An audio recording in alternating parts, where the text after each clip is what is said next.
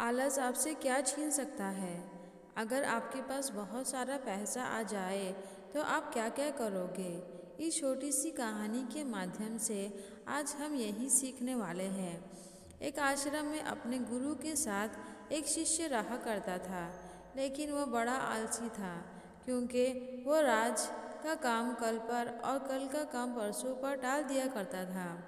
एक दिन गुरु ने सोचा कि क्या किया जाए, कैसे इसे समझाया जाए।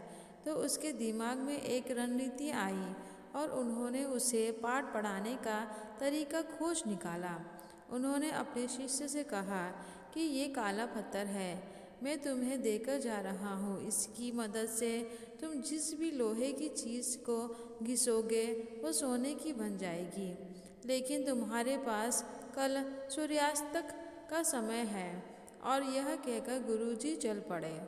अब वो आलसी शिष्य सोचता रहा कि मैं इस पत्थर से ये करूँगा वो करूँगा, अभी तो मेरे पास काफ़ी समय है और मैं खूब सारा सोना बना लूँगा।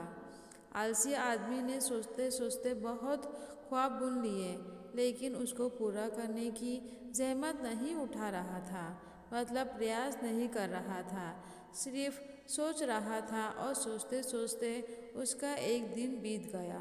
जैसे ही वो सुबह उठा तो उसने सोचा, अभी तो मेरे पास शाम तक का वक्त है, मैं उसे बहुत जल्दी पूरा कर लूँगा। देखते देखते दोपहर हुई। उसने खाना खाया और सोचा थोड़ी देर आराम कर लेता हूँ, उठने के बाद कर लूँगा। और वह आलसी शिष्य सो गया। जैसे ही उसकी नींद खुली उसने देखा कि सूर्यास्त होने को आया। अब उसे जाना ही होगा और वह उस काले पत्थर को लेकर बाजार में जा ही रहा था। इतने में गुरुजी उसको मिल गए और वह पत्थर उससे ले लिया। बोले, तुम्हारा समय खत्म हो चुका है। उसको बहुत पछतावा हुआ कि वह कुछ नहीं कर पाया, लेकिन अब पछताए होता क्या जब चिड़िया चुग गई खेत। हमारे साथ भी यही होता है।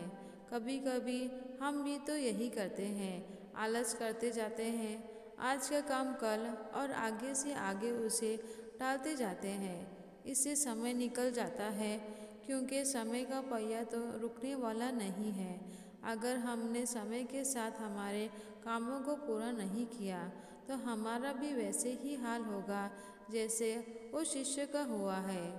इसीलिए जो होता है अभी होता है, बाद में कुछ नहीं होता है, समय निकल जाता है। आशा करती हूँ आप इस सीख को ज़रूर अपनाएंगे और जीवन में आगे बढ़ते रहेंगे। अगर आपको यह कहानी अच्छी लगे तो प्लीज़ मेरे चैनल को लाइक, शेयर और सब्सक्राइब कीजिए। मेरी कहानी सुनने के लिए आपका बहुत बहुत धन्यवाद।